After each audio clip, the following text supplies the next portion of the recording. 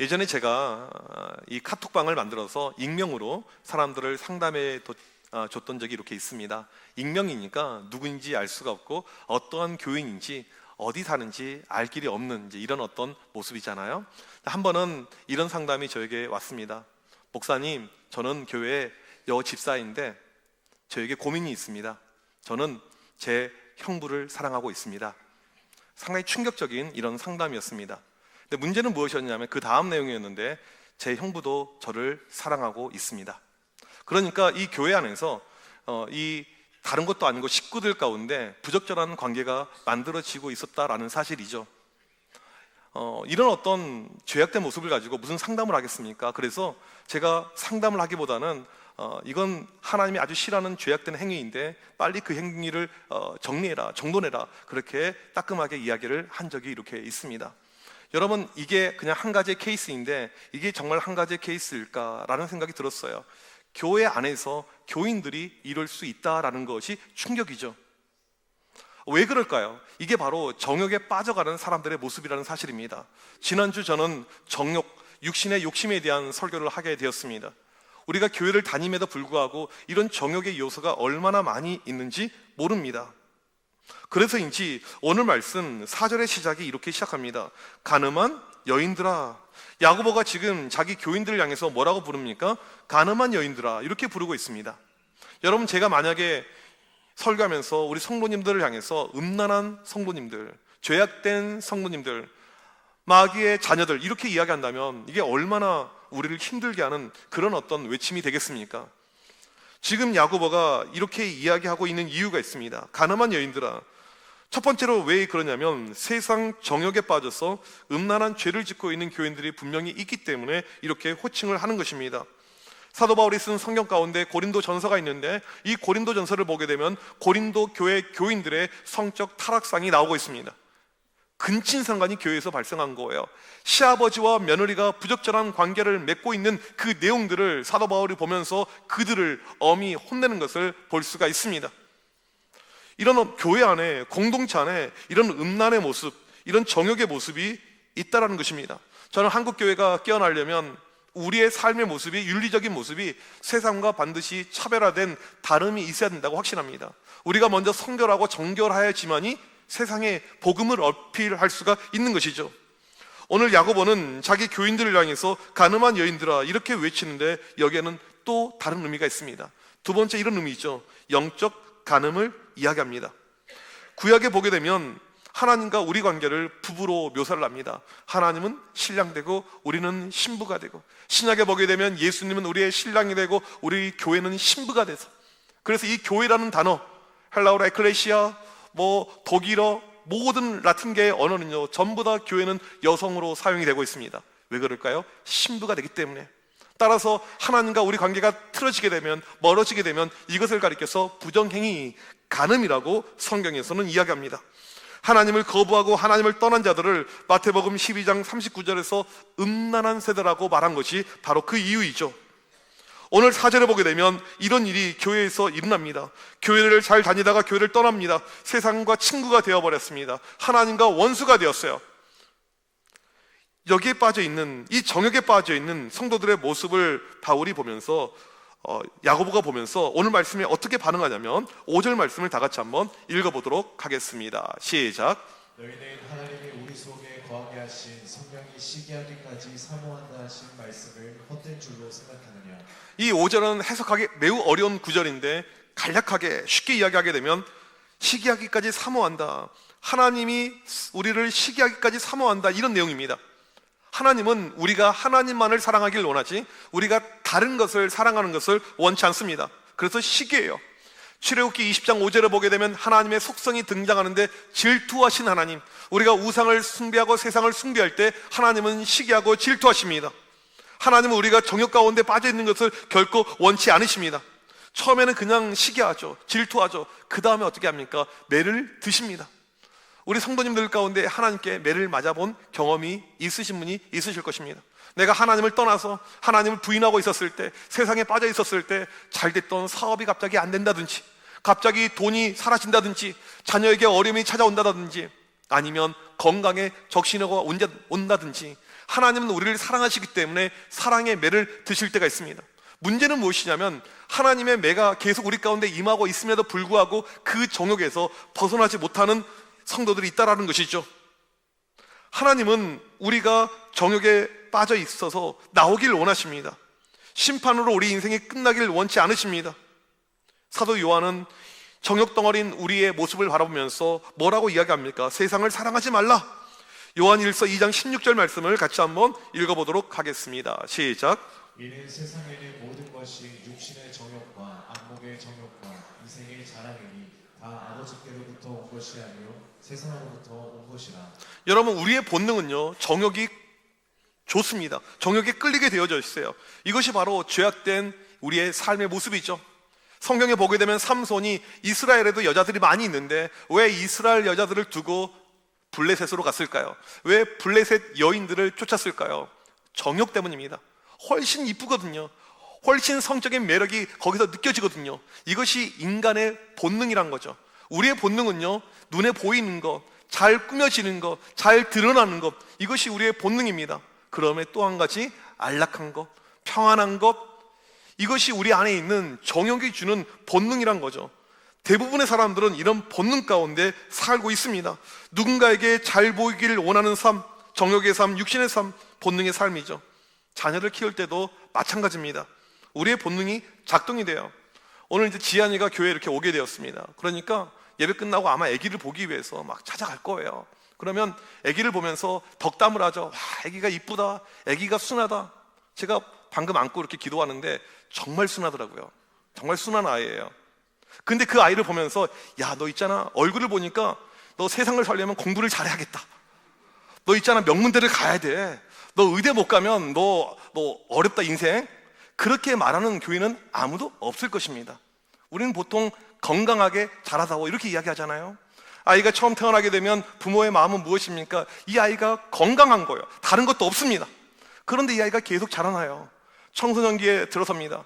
어떤 갈등 가운데 빠집니까? 우리 아이가 너무 건강해서 탈이에요. 건강만 한 거죠. 목사님, 우리 아이는요 너무 건강해서 밤에 잠이 없어요. 게임하고 핸드폰 하느라고 잠을 자지 않습니다. 우리의 마음이 어느덧 바뀌어갑니다. 처음에는 건강만, 이거면 감사합니다. 그런데 이제 욕심이 생겨나는 것이죠. 잘 되길 원하는 거죠. 성공하길 원하는 거죠. 그래서 우리는 교육에 올인하고 교육에 모든 것을 다합니다. 우리가 한 가지 오늘 생각해 봐야 될 것은 이것이 내 부모의 욕심이 아닌가, 내 정욕이 아닌가, 내 인간의 욕심이 아닌가, 우리는 반드시 생각해 볼 필요가 있다는 사실입니다. 리차드 포스터가 쓴 책 제목처럼 돈, 섹스, 권력, 이것이 바로 우리 인간의 정욕된 삶의 표징이라는 사실이죠. 우리는 교회를 다녀도 정욕 덩어리고 거기서 헤어나오지 못할 때가 너무나도 많이 있습니다. 왜 그럴까요? 우리도 잘 살길 원하거든요. 우리도 풍요롭기를 원하거든요. 우리도 떵떵거리기를 원하죠. 여러분, 교회를 다닌다고 해서, 내가 예수님을 얻었다고 해서 가난하길 원하고 궁핍함을 원하는 교회는요 세상에 어디에도 없습니다. 우리는 모두 잘 되길 원해요. 너무너무 잘 되는 그 인생을 간절히 사모하죠. 그런 가운데 나도 모르게 세상의 욕심으로, 유혹으로 정욕에 빠질 때가 있다는 사실입니다. 이것이 우리의 본능이기 때문에 바울은 로마서 12장에서 제발 이런 정욕된 세상의 본능을 따라가지 말라, 이 세상을 본받지 말라라고 우리에게 말씀했습니다. 오늘 야고보는 뭐라고 이야기합니까? 세상의 성공의 길, 행복의 길, 정욕의 길, 거기 따라가지 않아도 괜찮다. 거기에 목숨 걸 필요 없다. 왜 그럴까요? 그 이유를 6절에서 이렇게 이야기합니다. 같이 읽겠습니다. 시작. 그러나 더 큰 은혜를 주시나니 그러므로 일러스되 하나님이 교만한 자를 물리치시고 겸손한 자에게 은혜를 주시다 하였느니라. 그러나 즉 우리가 정욕의 길, 세상의 길로 가지 않는다 할지라도 하나님께서 더 크신 은혜를 주시기 때문이라는 사실입니다. 이 말씀은 믿음의 성도들에게 하나님이 주신 약속의 말씀입니다. 세상의 성공의 방법, 세상의 성공의 길, 그런 길로 가지 않을지라도 하나님의 더 큰 은혜만 있으면 걱정할 것이 없다는 사실이죠. 여러분, 하나님께서 여러분을 사랑하심을 믿으십니까? 정말 믿으십니까? 우리를 사랑하시는 하나님께서 우리에게 정말 주길 원하는 것이 있는데 그것은 바로 더 큰 은혜입니다. 여러분, 은혜가 무엇입니까? 국어 사전에 보게 되면 고맙게 베풀어주는 신세나 혜택을 이야기합니다. 헬라어로 카리스라는 단어인데 받을 자격 없는 사람에게 주어진 값없는 선물이 은혜이죠. 은혜는 하나님께서 우리에게 주신 최고의 선물입니다. 세상의 어떤 것과 비교가 안 돼요. 돈 몇십억 이것과 비교가 안 되는 것이 하나님의 은혜이죠. 은혜가 우리에게 이미 임했는데 그 은혜에 대한 말씀 에베소서 2장 8절을 같이 한번 읽어보도록 하겠습니다. 시작. 너희는 그 은혜에 의하여 믿음으로 말미암아 구원을 받았으니 이것은 너희에게서 난 것이 아니요 하나님의 선물이라. 우리는 구원이라는 선물을 은혜로 받았습니다. 돈으로 환산할 수 없는, 세상 어떤 것과 비교할 수 없는 놀라운 은혜가 우리에게 임했습니다. 그런데 오늘 말씀 6절에 보게 되면 뭐라고 이야기합니까? 그냥 은혜가 아니에요. 더 큰 은혜. 이미 우리가 구원받는 순간 은혜를 받았는데 그것과 비교가 안 된 더 큰 은혜를 주겠다라고 약속을 하고 있습니다. 그때 받았던 은혜도 큰데, 이것도 족한데, 충분한데 그것과 비교가 안 되는 매일 우리의 삶에 필요한 은혜를 주겠다라고 약속합니다. 세상의 정욕대로 살지 않고, 세상의 방식으로 살지 않고, 세상과 타협하지 않고 하나님 뜻 안에 거하는 자에게 놀라운 은혜를 약속하고 있습니다. 여러분, 이 정욕을 보게 되면요, 요한 1서 2장 17절에 이렇게 이야기하죠. 이 세상도 그 정욕도 지나가되. 정욕은요, 한계가 있습니다. 세상의 욕심, 세상의 성공, 한계라는 것이 반드시 있습니다. 이 정욕의 유효기간이 있습니다. 결국 없어져요. 하지만 하나님의 은혜는요, 유효기간이 없습니다. 무한대예요. 영원하죠. 계속 지속이 됩니다. 그러한 은혜를 우리에게 지금 약속하고 있습니다. 오늘 말씀 보니까 겸손한 자에게 은혜를 주겠다, 하나님의 더 큰 은혜가 임하겠다. 오늘 본문을 보게 되면 조금 더 구체적으로 우리가 어떻게 할 때 이 은혜가 임하는지를 말씀해 주고 있습니다. 오늘 말씀은 6절 이후에 나머지 모든 절은 명령형의 문장으로 나오고 있습니다. 현재 명령형인데 하나님의 약속의 말씀이죠. 하나님이 주신 이 명령대로만 살아가게 되면 우리의 삶은 반드시 더 큰 은혜가 임할 것을 약속을 하고 있습니다. 그 내용을 살펴보게 되면 먼저 첫 번째로 하나님께 복종하라는 것입니다. 우리 7절을 같이 읽겠습니다. 시작. 그런즉 너희는 하나님께 복종할지어다 마귀를 대적하라 그리하면 너희를 피하리라. 6절에서 분명히 더 큰 은혜를 약속하는데 7절의 시작이 그런즉이에요. 헬라어 성경을 보게 되면 그러므로 이렇게 문장이 연결이 됩니다. 더 큰 은혜를 얻으려면 그러므로 하나님께 복종하라, 이런 문장인 것이죠. 하나님께 복종할 때 더 큰 은혜가 우리에게 임한다라고 말씀하고 있습니다. 여러분, 복종이 무엇인지 너무 잘 아시죠? 우리 남성분들은 군대에서 많이 들었던 표현이 무엇입니까? 까라면 까라 이것이잖아요. 상명하복, 명령에 죽고 사는 것이 군대의 어떤 모습이잖아요. 우리나라 문화권이 유교잖아요. 이 유교에서는 복종을 너무나도 많이 강조했습니다. 남자는 하늘, 여자는 땅. 옛날에 그렇게 이야기하면서 여자들로 하여금 지아비를 무조건 순종하고 복종하라고 이야기했습니다. 따라서 복종하게 되면 우리 가운데 거부감이 있어요. 또 교회에서도 설교 시간에 복종, 순종 이야기를 너무 많이 했기 때문에 우리 가운데 또 그 이야기, 이런 마음이 들 때가 있습니다. 이 복종하다, 이 단어의 의미를 좀 살펴볼 필요가 있는데요, 헬라어로 이 단어는 휘포타소인데 복합어입니다. 휘포라는 아래에 그 다음에 타소라는 두다, 이 단어가 결합이 된 단어입니다. 그래서 아래에 두는 것이 복종입니다. 아래에 다 뒀습니다. 위에서 바라볼 때 이 아래의 모습이 정리정돈이 잘 되어져 있는 상태가 복종입니다. 하나님께서 하나님의 시선으로 세상을 바라보는데 하나님의 뜻 가운데 모든 것이 잘 만들어져 있는 모습, 이것을 복종이라고 이야기하죠. 그래서 성경이 말하고 있는 복종이란 나를 의지적으로 하나님 아래 두는 삶을 이야기합니다. 내 삶의 주도권을 하나님께 맡기는 거죠. 내 의지가 아닌 하나님의 뜻대로 살아가는 삶을 복종이라고 이야기합니다. 따라서 하나님께 복종한다는 것은 내 것을 내려놓는다, 내 의지, 내 생각을 다 내려놓는다 라는 의미입니다. 복종은 내 소중한 것을 내려놓을 때 이것을 복종이라고 이야기합니다. 가수 박정현 씨가 이 노래를 가지고 음악으로 이제 뜨게 됩니다. 아주 유명해져서 한국과 미국과 세계를 다니면서 콘서트가 계속 열리게 됩니다. 여러분, 물 들어올 때 노저으라고, 이 인기라는 것이 언제 떨어질지 모르잖아요. 그래서 돈도 많이 벌 때 벌어야 되고 인기도 계속해서 그 충만할 때 누려야 되는데 마음 가운데 딜레마가 생긴 거예요. 어떤 딜레마? 스케줄이 너무 많은데 예배를 드릴 수가 없어요. 주일 성수를 할 수가 없습니다. 특별히 일요일, 이 주일은 피크 타임이잖아요. 엄청난 딜레마 가운데, 어려움 가운데 마음의 결정을 하게 됩니다.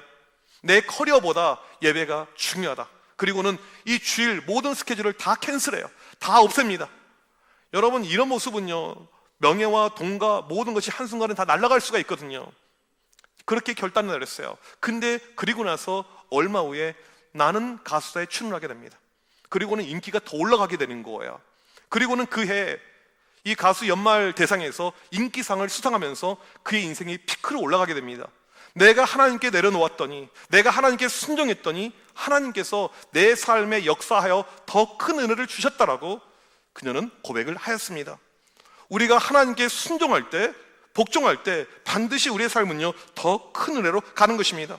오늘 7절에 보게 되면 하나님께 복종하라, 이어서 나오는 말씀이 마귀를 대적하라, 이것입니다. 우리가 하나님께만 집중할 때, 내가 능동적으로 하나님께 복종하며 살아갈 때 우리의 삶에 마귀와의 영적인 싸움에서 승리의 삶이 찾아온다는 것이죠. 내가 일부러 싸우지 않더라도 마귀와의 싸움에서 무조건 이기게 됩니다. 우리의 싸움은요, 혈과 육에 있는 것이 아니고 사탄 마귀와의 싸움입니다. 영적인 싸움이 얼마나 많이 우리 가운데 펼쳐지는지 모릅니다. 오늘 또 마귀가 우는 사자와 같이 우리를 공격하고 우리를 힘들게 하죠. 우리가 하나님께 복종하게 되면 자연스럽게 나도 모르게 마귀와의 싸움에서 매 순간 이긴다, 승리한다, 이것을 약속하고 있습니다. 여러분, 더 큰 은혜를 원하십니까? 우리에게 필요한 것은 하나님께 복종하는 것입니다. 하나님께 복종하여 더 큰 은혜 얻길 간절히 축복합니다. 두 번째로 우리가 더 큰 은혜를 얻기 위해서 필요한 것은 하나님을 가까이 하는 것입니다. 8절을 같이 한번 읽어보도록 하겠습니다. 시작. 하나님을 가까이 하라. 그리하면 너희를 가까이 하시리라. 죄인들아, 손을 깨끗이 하라. 두 마음을 부른 자들아, 마음을 성결하게 하라. 이 8절은 두 번째로 우리가 더 큰 은혜를 얻는 방법을 말해줍니다.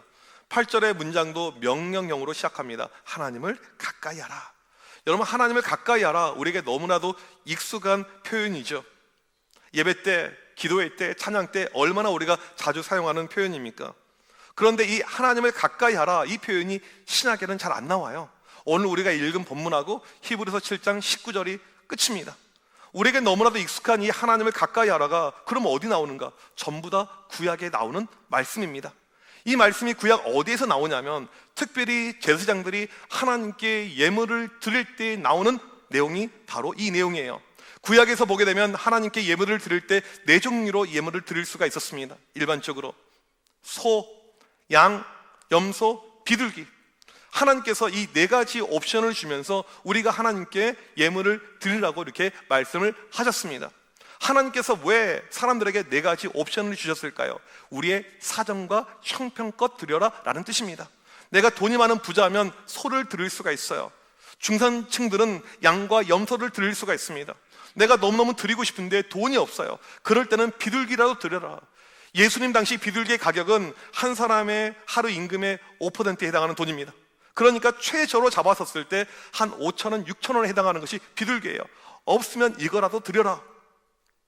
구약에 보게 되면 하나님, 저는 마음을 드립니다. 하나님, 저는 제 생각을 드립니다. 그건 통하지 않았어요. 무조건 하나님을 가까이 하려면 반드시 예물이, 헌물이 있어야지만 하나님을 가까이 할 수 있었다라는 사실입니다. 요즘에 헌금하게 되면 잘 하시는 분들도 계시지만 헌금에 대해서 약간 좀 거부감을 갖는 분도 계실 것입니다. 헌금은 옵션이 아니고 우리가 하나님 앞에 예배 드리러 나왔었을 때는 무조건 반드시 해야 되는 예물이는 것이죠. 그런데 단 하나님은 여러분의 액수를 보지 않습니다. 마음을 보시는 거죠. 형편껏, 사정껏. 그래서 소를 드릴 수도 있고 비둘기도 드릴 수 있는 것입니다. 예전에 청소년 사역할 때 하루는 중학교 1학년 이 엄마한테, 자녀를 두는 엄마한테 연락이 왔어요. 목사님, 저희 아이가 아픈데 와서 좀 신방을 좀 요청합니다. 예배를 드려달라는 거예요. 그리고 그 집에 갔습니다. 목사를 요청할 정도면 믿음이 아주 좋은 가정인 줄 알았는데 그 아이 빼고 아무도 교회를 안 다녀요. 엄마도 교회를 안 다니는데 저한테 전화를 건 거였어요. 왜 그 전화를 걸었을까요? 이 아이가 툭 하면 쓰러집니다. 병원에 가보면 특별한 거 없다는 거예요. 근데 엄마는 속상하죠. 아이가 어떻게 될지 모르니까. 그래서 가서 예배를 이제 드려주는데 보니까 형이 있어요. 고3이더라고요. 제가 물어봤습니다. 너 공부 잘하니? 할 말이 없으니까 천모네한테. 애가 뭐라고 이야기했냐면 네, 그렇게 이야기하는 거예요. 보통은 빼거든요. 네라고 이야기하는 것은요 진짜 잘하는 거예요. 무슨 이야기를 할까 하다가 너 공부 잘한다고 해서 좋은 학교 가는 건 아니다. 수능 망칠 수도 있어. 나는 그런 애들 많이 봐왔어. 1년간 보험이라고 생각을 하고 교회 한번 다녀볼래? 일주일에 1시간만 투자하면 돼. 딱 1시간이야. 별로 어렵지 않겠지? 네, 그렇게 할게요 라고 그 다음 주부터 동생하고 형이 같이 교회를 오는 거예요. 이 형이 교회를 오는데 뭘 하나 들고 와요. 이거 뭐니? 라고 물어봤더니 헌금인데요. 헌금을 어떻게 할까? 제가 헌금을 이야기한 적도 없고 언급한 적도 없고 가르친 적도 없어요. 이거 왜 가지고 왔니? 엄마가 가지고 오라고 했어요. 엄마는 어디 계시는데? 집에요. 교회 안 다니니까. 근데 엄마가 뭐라고 이야기했냐면, 야, 교회 갈 때는 헌금 가져가는 거야. 제가 그 이야기를 듣는 순간에 야, 교인들보다 낫다 이런 생각이 들더라고요.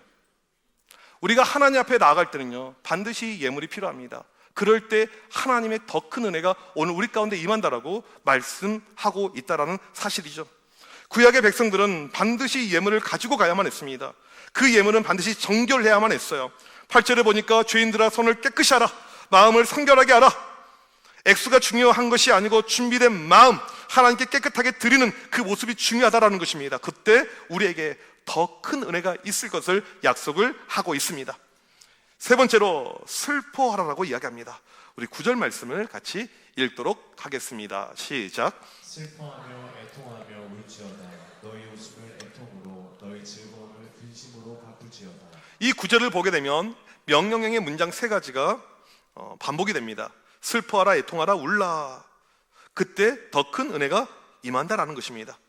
이 9절 슬퍼하고 애통하는 것은 2가지 의미가 있습니다.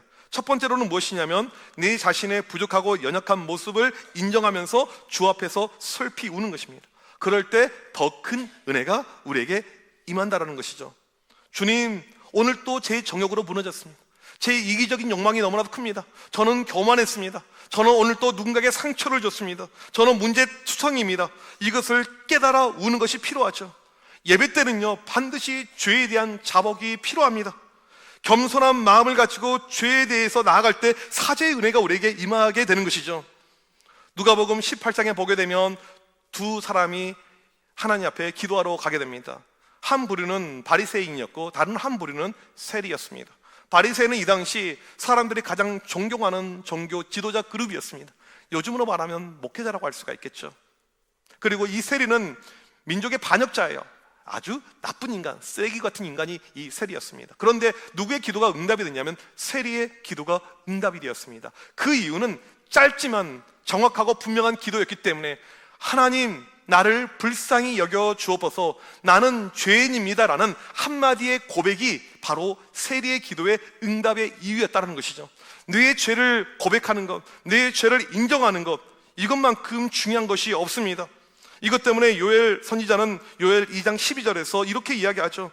금식하고 울며 애통하고 마음을 다하여 돌아오라. 죄에 대해서 슬퍼하는 것, 그럴 때 우리에게 더 큰 은혜가 임한다라는 사실입니다. 이것 때문에 예배 때마다 우는 분들이 계십니다. 예배 때 우는 분들은요, 10중 8구 은혜 가운데 계신 분들이죠. 그래서 본당에 깍두기를 좀 비치할까 이런 마음이 들 때가 있어요. 내가 예배를 드리면서 몇 년 동안 한 번도 울어본 적이 없다. 이것은 좀 심각할 수가 있어요. 은혜가 여러분의 삶에 없을 수도 있다라는 증거입니다. 오늘 말씀 보게 되면 슬퍼하는 사람, 애통하는 사람, 하나님께서 반드시 은혜를 주겠다라고 약속을 하고 있습니다. 예수님도 우리가 슬퍼할 때 복을 약속하셨습니다. 마태복음 5장 4절을 같이 한번 읽도록 하겠습니다. 시작. 애통하는 자는 복이 있나니 그들이 위로를 받을 것이며. 애통하는 자, 슬퍼하고 있는 자, 지금 눈물을 보이는 자에게 복이 있을 것을 이야기합니다. 이게 무슨 의미가 있을까요? 제가 지난주에 읽은 책 가운데 나는 사랑하는 사람을 잃었습니다라는 책이 있습니다. 책의 내용은 매우 슬픈 내용이에요.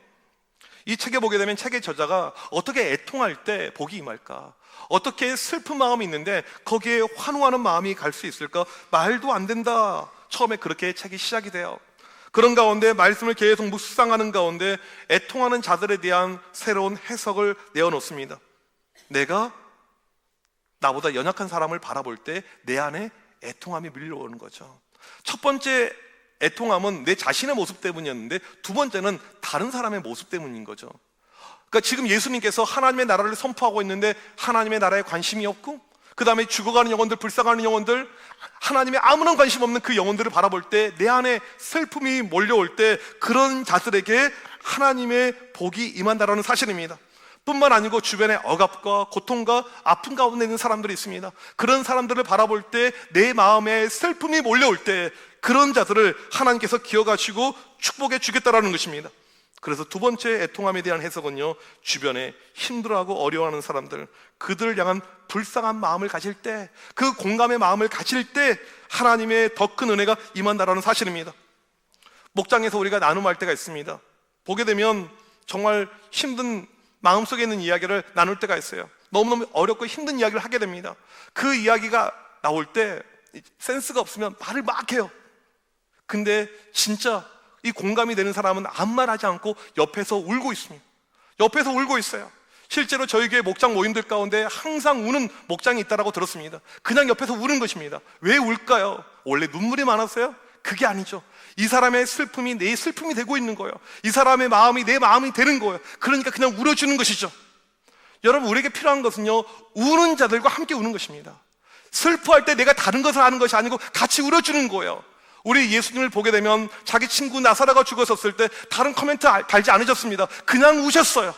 오늘 말씀 보게 되면 그냥 울어줄 때, 애통할 때 하나님의 더 큰 은혜가 우리 가운데 임할 것을 말씀하고 있습니다.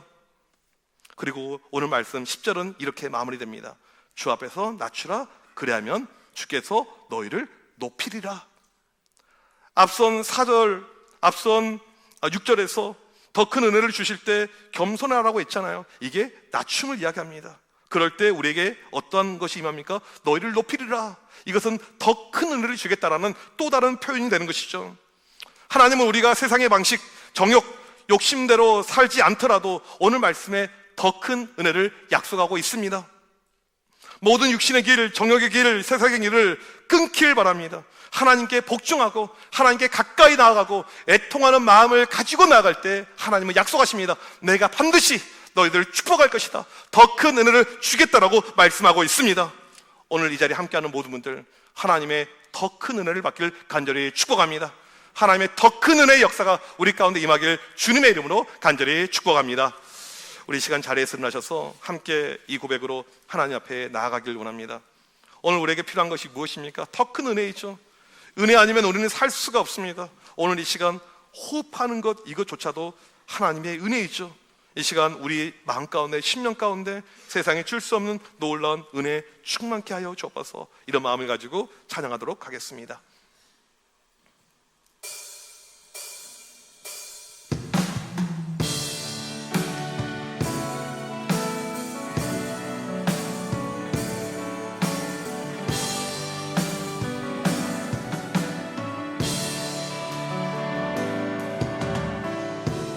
은혜 아니면 살아갈 수가 없네.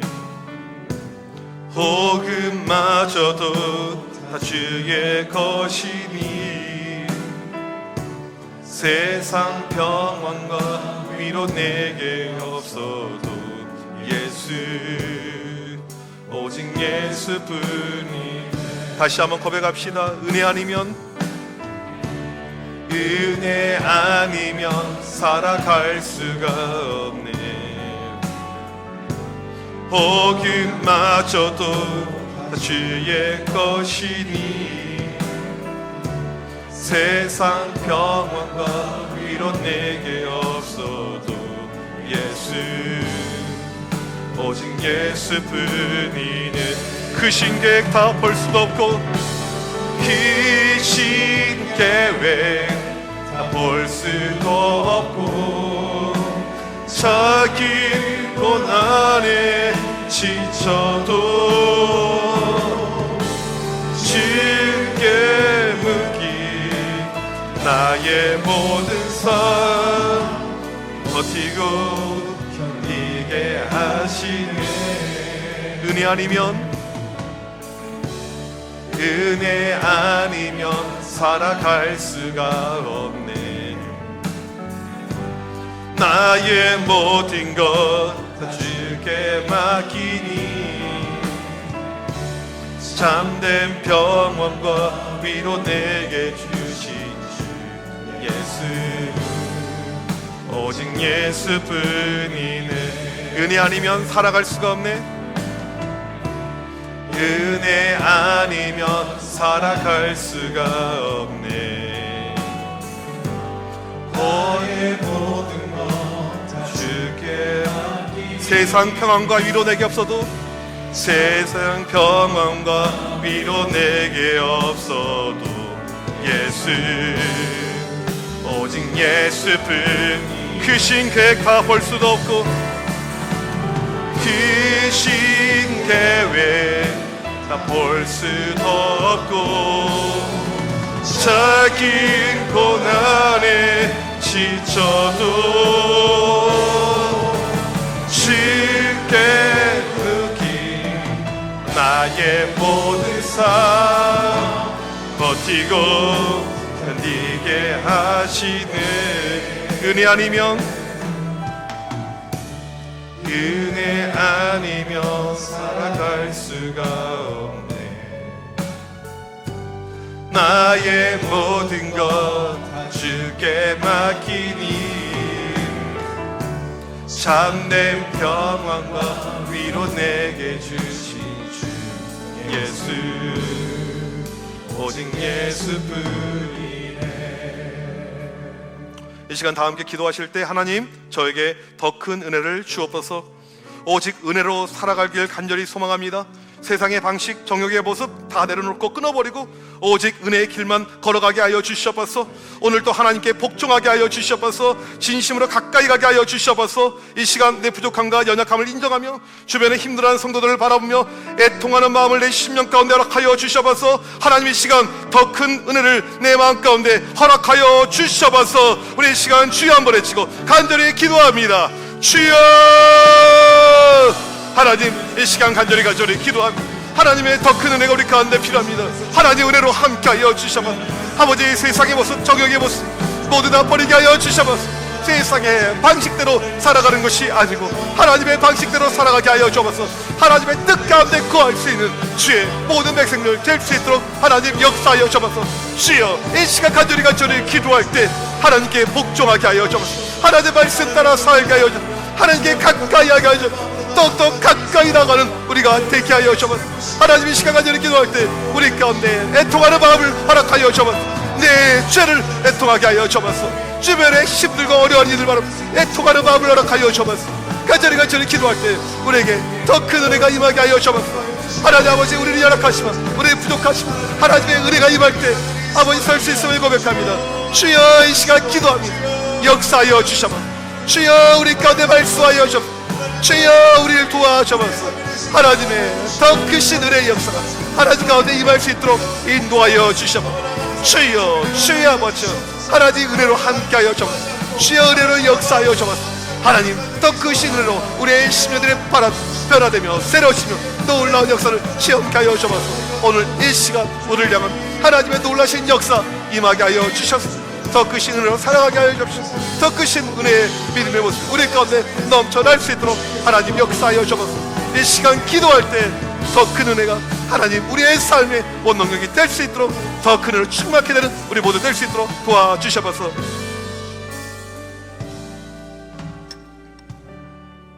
하나님 우리는 은혜 아니면 살 수 없음을 고백합니다. 세상 사람들은 세상의 정욕으로 욕심으로 그들만의 방법으로 살고 있지만 오늘 또 우리는 오직 은혜로만 살아야 함을 고백합니다.